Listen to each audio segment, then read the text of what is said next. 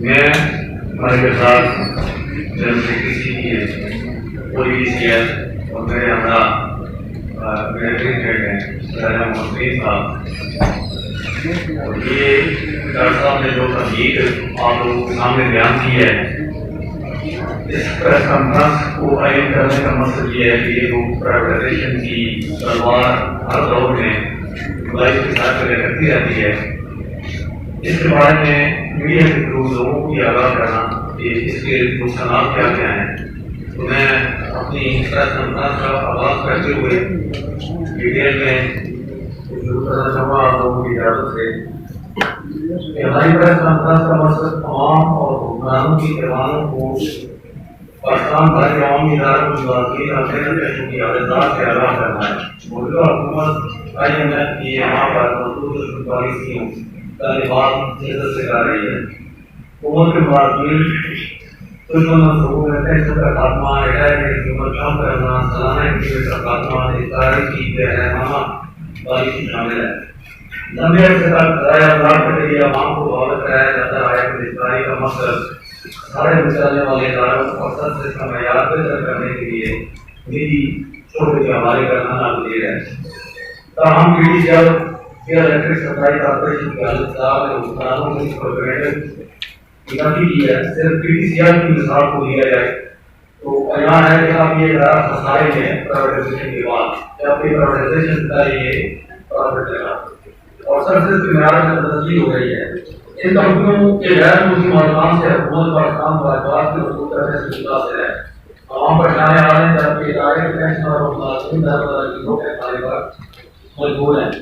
یہاں پر نجی شعبے میں چلنے والے بجلی گھر اور دوسری پیٹرولیم کمپنیوں کی بنیاد سے سب سے زیادہ متاثر عوام ہو رہے ہیں جبکہ ملکی خزانے کو بے حساب نقصان پہنچ رہا ہے۔ موجودہ کورونا کی وبا کے دوران حکومت نے رجسٹری پالیسی کو چھپا آغاز کر دیا کیونکہ یہ سب سے بڑا المیہ ہے کہ یہ تمام انٹرنیشنل مارکیٹ کی جن کا دم بھر رہا تھا اور شیئر ہر کمپنی کے لیے گورنمنٹ کا آغاز کیا گیا۔ سب سے پہلے اس پالیسی کا رجسٹر پاکستان اسٹیل کمپنی 2008 تک حکومتی خزانے کو اربوں کے ریونیو دینے والے ادارے تمام ملازمین کو برطرف کر کے اس کو میں داموں بیچنے کی تیاریاں شروع کر دی گئی۔ اس بات آتے ہیں کہ پاکستان میں سے ہر چیزوں میں ریڈی کی حیثیت رکھنے والے پاکستان ٹورزم ڈیولپمنٹ کارپوریشن تمام ماڈل کو بند کر کے 450 سے زیادہ ملازمین کو برطرف کر دیا گیا۔ ایک نام کے لیے مان لیا جائے کہ ادارے مسائل کا شکار ہے تو ان کے دستور آرام اداروں میں بھاری حکومت بھرتی کی گئی انتظامیہ اور افسرشاہی جبکہ ان کے خلاف ایکشن لینے کے بجائے عام ملازمین کو قربانی کا بکرا بنایا گیا۔ حکومت کے اندر سول ایویشن اتھارٹی کے معاملے میں بالکل الٹ ثابت ہوئی۔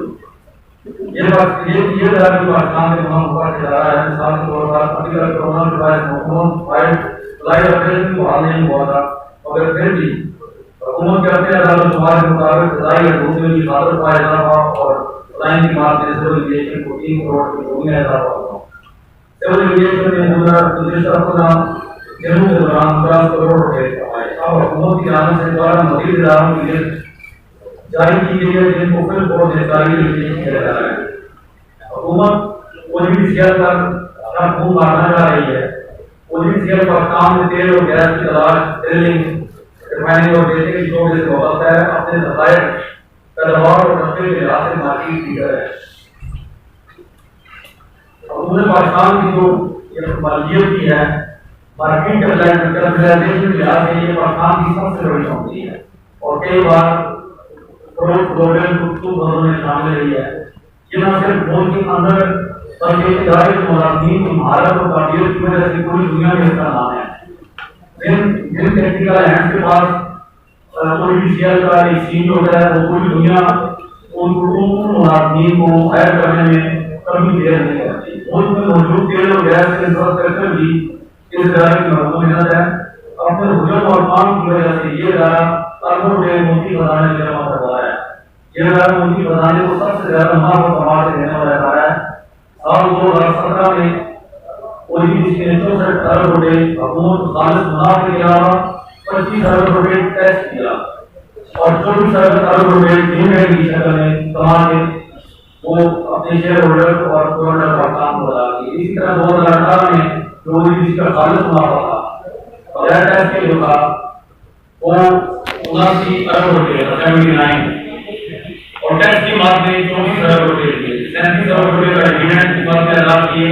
اسی طرح 2019 میں ہمارا خالص منافع جو تھا وہ 118 ارب روپے جبکہ ٹیکس کی بات میں 58 ارب روپے اور 43 ارب روپے ڈویڈنڈ ادا کیے. اسی طرح 2020 موجودہ سال میں ادارہ اب تک 100 ارب روپے سے زیادہ جو ہے پرافٹ کما کے حکومت پاکستان کو دے چکا ہے. اور اسی طرح اگر ہم دیکھیں تو نہ صرف منافع بلکہ جو حکومت وقت جو شیئر بھیج کے پیسہ لینا چاہ رہی ہے 32 یا 33 ارب روپے اس سے زیادہ ہمارے جو ٹیکس ہیڈز ہیں وہ اگر آپ دیکھیں تو وہ 2017 میں 118 ارب روپے 2018 میں 164 ارب روپے اور ابھی جو ہے ابھی تک 243 ارب روپے کے ٹیکس ہیڈز ہیں جو شیئر بیچے جا رہے ہیں ان سے کہیں نہ زیادہ ہے. اور یہ شیئر ایک قومی ادارہ ہے جس کے 67.48% شیئر جو ہے وہ حکومت کے پاس ہے. 14.98 جنرل کاؤنسل ہولڈنگ ہے اور 10.5% شیئر جو ہے وہ ہولڈنگ کے ساتھ اس پارٹی کے دور میں جو شیئر ورکرز کو دیے گئے تھے وہ ان کے پاس ہیں جو ابھی تک بنا کے رکھا گیا ہے. اس کے علاوہ 7.5% شیئر لاسٹ ٹائم آخری حکومت جو انتظاری کرنا چاہ رہی تھی وہ کمیشن کا حوالے کیے ہیں. اس وقت ہماری شیئر کی جو مارکیٹ ویلیو تھی وہ 216 روپے پر شیئر تھی. اس وقت یہ شیئر نہ بیچ سکے احتجاج کی وجہ سے بھی اور مارکیٹ کے رجحان کی وجہ سے نہ بیچ سکے. لیکن نظمیہ یہ ہے کہ اس وقت ہمارے OEDC کا شیئر 216 سے 103 یا 4 روپے کا آیا ہوا ہے اور کوئی گورنمنٹ جو ہے جو شیئر 7.5% ہے اس کو دیکھنا چاہ رہے ہیں. حالیہ کورونا وبا کے باوجود 31 مارچ کو جو 31 مارچ 2020 کو ختم ہونے والے تیسرے کوارٹر میں ادارے نے 30 ارب روپے سے زائد کما کر حکومت نے دیے جو پچھلے عرصے سے 6% زیادہ ہے. پچھلے 9 ماہ کے دوران مقابلے دار کی 15% ایڈجسٹمنٹ کے بعد شیئر میں 3% اضافہ ہوا اور یہ 198 ارب روپے کی لاگت ہے. OEDC باقاعدہ پبلک لمیٹڈ کمپنی ہے. لہٰذا اس کے تمام باقاعدہ آڈٹ رپورٹ مالیاتی رپورٹ آپ کافی دوست اور کوئی شخص پڑھ سکتا ہے عدالت شمار کی تصدیق کی جا سکتا ہے. ادارے سے براہ راست اور بالواسطہ ہزاروں افراد اور خاندانوں کا روزگار ہوتا ہے.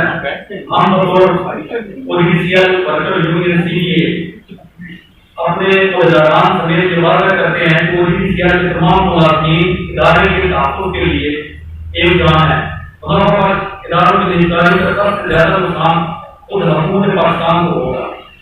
یہ ادارہ ایک سونے کا انڈا دینے والی ہوگی ہے. اس کو ذکر کر دیا گیا تو جو ڈویڈنڈ اور پرافٹ اور ٹیکس کی صورت میں یہ سالانہ آمدن جو گورنمنٹ پاکستان کو حاصل ہو رہی ہے جو ڈے بائی ڈے بڑھ رہی ہے وہ بھی بدترین کم ہونا شروع ہو جائے گا. ختم ہو جائے گا.